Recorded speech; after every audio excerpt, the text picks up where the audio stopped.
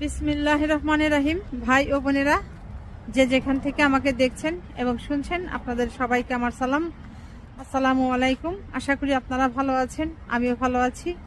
UK property gossip by Tasmina YouTube চ্যানেলের পক্ষ থেকে জানাই শুভেচ্ছা। আজ মে মাসের 16 তারিখ শুক্রবার 2025। এই মুহূর্তে লন্ডনের তাপমাত্রা আছে 20 ডিগ্রি সেলসিয়াস।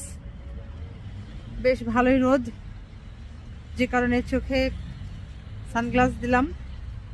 এখন আসলে যাচ্ছি বুটসে, ওখানে মেডিসিন কালেক্ট করব। তো এই চোখের ওষুধের কারণে আসলে যাচ্ছি ওখানে। ডাক্তার প্রেসক্রিপশন পাঠিয়ে দিয়েছে, চোখের ড্রপ আনবো, তারপর হচ্ছে চোখের আরও কিছু মেডিসিন দিয়েছে, সেগুলো আনতে যাচ্ছি। তো আপনাদের সাথে আজ এখন যে বিষয়টি নিয়ে কথা বলতে চাচ্ছি সেটা হলো যে বাংলাদেশের ঘরে ঘরে এখন সব জান্তা শমশের দাঁড়িয়ে গেছে। কথাটির মানে হচ্ছে এই যে প্রত্যেকটা মানুষই বাংলাদেশে এখন এই শুধু রাজনীতি নিয়ে কথা বলে, এটা করে ওটা করে।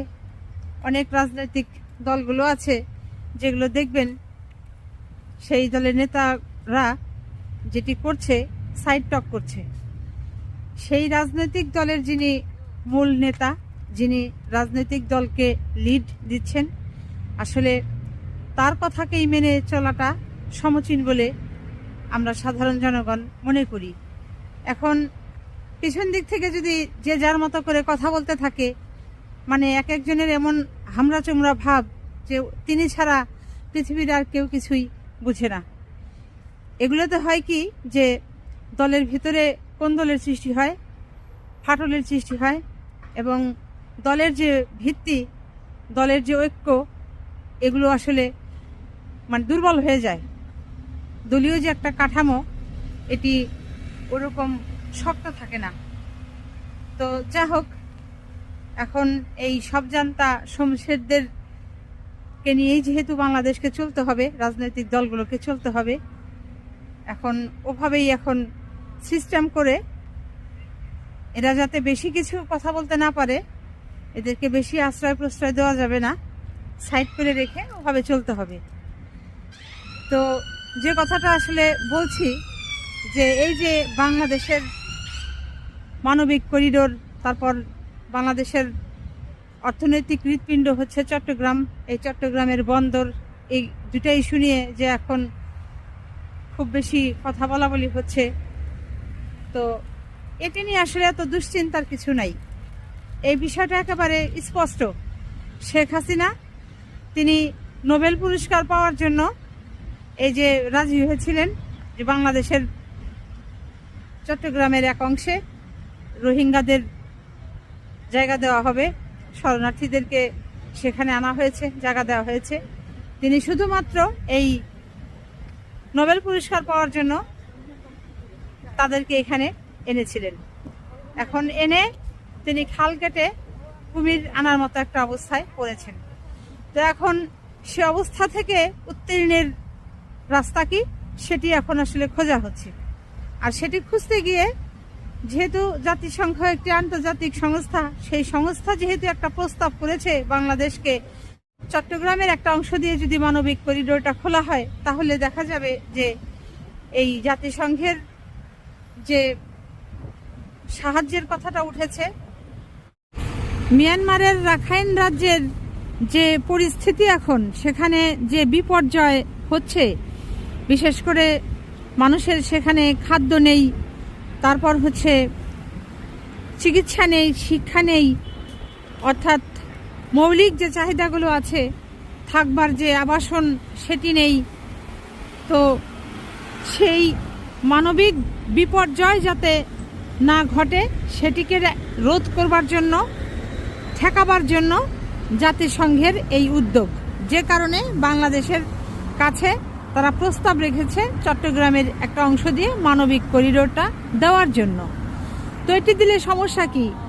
এই রাখাইন রাজ্যে যারা আছে তাদেরকে যদি জাতিসংঘ পরিপূর্ণ করে, স্বয়ং সম্পূর্ণ করে দেয়, সহায়তা করে খাদ্য, বস্ত্র, শিক্ষা, অন্ন, বাসস্থান সব দিয়ে, তাহলে তো দেখা যাবে যে ওই রাখাইন রাজ্যের তারা আর বাংলাদেশের কক্সবাজারে এদিকে আর আসবে না, তারা তাদের ওখানেই থেকে যাবে। সেক্ষেত্রে বাংলাদেশের উপরে এই যে চাপ আছে, বাংলাদেশের কক্সবাজারে যে এই শরণার্থীদের যে চাপ আছে, এটি একেবারে ক্লিয়ার বোঝাই যাচ্ছে যে সেটি কমে যাবে এবং ধীরে ধীরে এমন হবে যে বাংলাদেশে যারা এই যে কয়েক লক্ষ শরণার্থী ঢুকেছে, এরাও আস্তে আস্তে চলে যাবে এই রাখাইনে। কাজেই জাতিসংঘের এই প্রস্তাবে বাংলাদেশ যদি রাজি হয়, সমর্থন করে, তাহলে বাংলাদেশের জন্য কিন্তু অমঙ্গল নয়, বরং এটি মঙ্গলজনক। জাতিসংঘ কি করবে? এই মানবিক করিডোর দিয়ে রাখাইন রাজ্যে খাদ্য পাঠাবে, তাদের সুচিকিৎসার সরঞ্জামাদি, ওষুধপত্র পাঠাবে, তারপর তাদের শিক্ষা, বাসস্থান ইত্যাদি ইত্যাদি মৌলিক যে চাহিদাগুলো আছে সেগুলো তারা পাঠাবে। এখন পাঠালে কি হবে? ওই রাখাইন রাজ্যে যারা আছে সেই মানুষগুলো স্বয়ং সম্পূর্ণ হবে খাদ্যে, বস্ত্রে, শিক্ষায়, চিকিৎসায়, আবাসনে, সব দিক থেকে। এবং এর ফলে যেটি হবে যে তারা কিন্তু আর বাংলাদেশমুখী হবে না, বাংলাদেশে এই কক্সবাজারে এসে শরণার্থী হবে না, বরং দিনে দিনে দেখা যাবে এই কক্সবাজারে শেখ হাসিনার শাসনামলে যাদেরকে নোবেল পাওয়ার উদ্দেশ্যে এনে ঢুকিয়েছিল, কক্সবাজার ভর্তি করেছিল, ওই সকল শরণার্থীরা ধীরে ধীরে চলে যাবে বাংলাদেশ থেকে, তারা কক্সবাজার থেকে চলে যাবে। সেক্ষেত্রে ভালো কার বলেন? কিন্তু এই যে অনেকেই অনেক ধরনের কথা বলছেন, মানবিক করিডোর দিলে বাংলাদেশি নাকি চলে যাবে, হ্যান ত্যান, এগুলো আসলে ভুয়া, মিথ্যা। এগুলো যারা বলে তারা গভীরভাবে চিন্তা করে কথাগুলো বলে না। সেই সাথে এখানে আরও একটি বিষয় যোগ করতে চাই, সেটা হলো যে শেখ হাসিনা যখন এই লাখ লাখ শরণার্থীদেরকে নোবেল শান্তি পুরস্কার পাওয়ার জন্য এদেশে ঢুকিয়েছিল, তখন আপনারা কোথায় ছিলেন? তখন আপনারা প্রতিবাদ করলেন না কেন? তখন আপনাদের মনে হয়নি যে বাংলাদেশের সার্বভৌমত্বে এটি সমস্যা হতে পারে? তখন তো ঠিকই ওই শেখ হাসিনার বাড়ি খেয়ে মুখ চুপসে বসেছিলেন, হ্যাঁ? আর এখন এসেছেন এই বর্তমান সরকারের প্রত্যেকটা সিদ্ধান্তে আপনারা কথা বলেন, বিতর্ক সৃষ্টি করেন। এগুলো কেন করেন? পারলে সমর্থন করেন। এরপর আসা যাক চট্টগ্রাম বন্দর। এই চট্টগ্রাম বন্দরকে বলা হয় বাংলাদেশের অর্থনীতির হৃৎপিণ্ড, বাংলাদেশের অর্থনৈতিক যে চাকা আছে সেটিকে সচল রাখে এই চট্টগ্রামের বন্দর। তো ভালো কথা। এখন কথা হলো, ধরেন আপনার ঘরে একটি চাকু আছে কিংবা দাবটি আছে, সেটিতে ধারও আছে। এখন সেই দাবটি চাকু দিয়ে যদি আপনি তরকারি, মাছ, মাংস, ফলমূল, শাকসবজি ইত্যাদি না কাটেন, উঠিয়ে রেখে দেন, সেই চাকুতে, দাবটিতে কিন্তু জং লেগে যাবে, জং ধরে যাবে। কেন? যে সেটি আপনি ব্যবহার করছেন না, ব্যবহার না করে সেটিকে আপনারা ফেলে রাখছেন।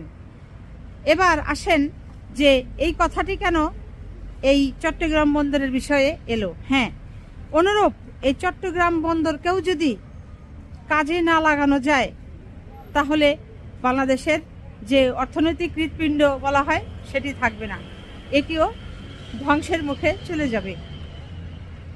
এটি অন্যান্য দেশের যে বন্দরগুলো আছে, সেই বন্দরের যে জাহাজগুলো আছে, কিংবা যে দেশের বন্দরগুলো নেই, সে দেশে খাদ্য সামগ্রী, সে দেশের প্রয়োজনীয় সামগ্রীগুলো এই বন্দরের মাধ্যমে, জাহাজের মাধ্যমে চট্টগ্রাম বন্দর ব্যবহার করে যাতায়াত করবে। এতে লাভবান তো বাংলাদেশি হবে। তারা কি মাগনা এই চট্টগ্রাম বন্দর ব্যবহার করবে? তারা তো একটা কিছু অর্থ বাংলাদেশকে দেবেই। তাহলে সেই ক্ষেত্রে লাভটা কার? এখানে আরও একটি বিষয় যোগ করা যেতে পারে সহজ করে বোঝানোর জন্য, যে আপনার ধরেন 8-10 জন বন্ধু বান্ধব আছে, এখন তাদের সাথে যদি আপনার সুসম্পর্ক থাকে তাহলেই তো দেখা যাবে যে তাদের বাড়িতে কোনো বিয়ে হলে, তাদের ম্যারেজ ডে হলে, তাদের বাচ্চাদের জন্মদিন হলে আপনাকে দাওয়াত করছে, আপনি সেখানে যাচ্ছেন, আপনি সামাজিকতা করতে পারছেন তাদের সাথে। কিন্তু আপনার এই 8-10 জন বন্ধু বান্ধবের সাথে যদি আপনার সম্পর্ক ভালো না থাকে, খারাপ থাকে, তারা কি আপনাকে দাওয়াত করবে? করবে না। তাহলে আপনি কি হয়ে যাবেন? ওই একা হয়ে যাবেন, যেটাকে বলে এক ঘোড়া। অনুরূপ এই বাংলাদেশ যদি চট্টগ্রাম বন্দরকে অন্যান্য দেশের জাহাজ ব্যবহারে এই সুবিধাটা দেয়, তাহলে সেই দেশগুলোর সাথে বাংলাদেশের সব রকমের সুসম্পর্ক তৈরি হবে। কূটনৈতিক, অর্থনৈতিক, বাণিজ্যিক সব ধরনের সম্পর্ক ভালো হবে। সেই সাথে এই যে মানবিক করিডোর, এটিও যদি বাংলাদেশ জাতিসংঘের প্রস্তাবে রাজি হয়, করিডোরটা দেয়, তাহলেও দেখা যাবে যে এই জাতিসংঘের সাথেও বাংলাদেশের একটি সুসম্পর্ক তৈরি হবে। এবং বাংলাদেশের আগামীতে কোনো ধরনের যদি কোনো সমস্যা হয়, দেখা যাবে যে এই বন্দর ব্যবহার করতে দেওয়ার কারণে সেই দেশগুলো বাংলাদেশের পাশে থাকবে এবং এই মানবিক করিডোর ব্যবহার করতে দেওয়ার কারণে জাতিসংঘ বাংলাদেশের দুর্দিনে পাশে থাকবে। তো আজ এখানেই শেষ করব। সবাই ভালো থাকবেন, সুস্থ থাকবেন এবং আমার জন্য দোয়া করবেন। আমার এই চ্যানেলটিতে লাইক, কমেন্ট, শেয়ার এবং সাবস্ক্রাইব করবেন। আসসালামু আলাইকুম, আল্লাহ হাফেজ।